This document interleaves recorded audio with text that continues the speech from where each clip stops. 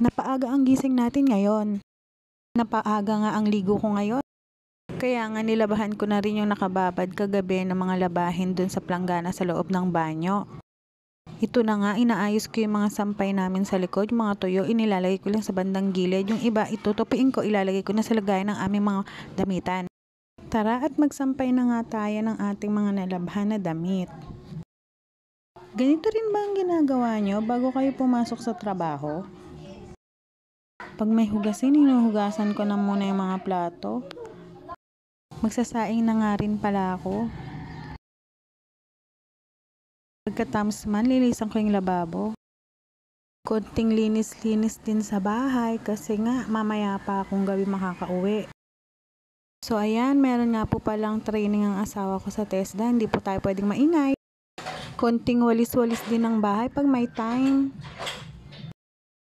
Bago tayo pumasok sa trabaho, ayan, konting linis-linis din ng bahay kasi hindi mo na yan mahaharap pag uwi mo sa bahay mamaya. Masipag talaga ako pag hindi ako tinanghali ng gising. Hanggang labas na nga nilinis ko na kasi pagdating ko sa bahay, magulo pa rin yan.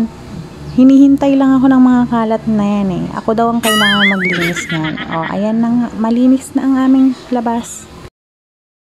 Ay, akala ko tapos na, yung pala magmamap pa ako ng sahig namin.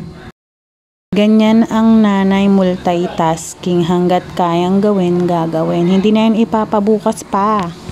Mga working moms out there, ganito rin po ba ang ginagawa nyo? Bago kayo pumasok sa inyong mga trabaho? Walang madali sa pagiging working mom at saka sa pagiging housewife mom. Mahalaga ay naaasikaso natin ang ating pamilya at hindi natin sila napapabayaan. Natapos na nga po tayo ng mga gawain sa bahay, magre-ready naman po ako para sa pagpasok sa trabaho. Ganyan lang naman po ginagawa ko, naglalagay lang ng sunblock sa mukha, nagsusuklay, nagpalit ng damit, kulay itim lang po ang pwede namin suotin sa trabaho. Nagtatrabaho po ako sa isang milk tea shop bilang isang barista. So ganyan nga lang po tayo mag-prepare. Bago pumasok sa trabaho, inaayos lang yung mga gamit sa bag, nagdala ng charger, nagdala ng pulbo, nagdala ng panyo.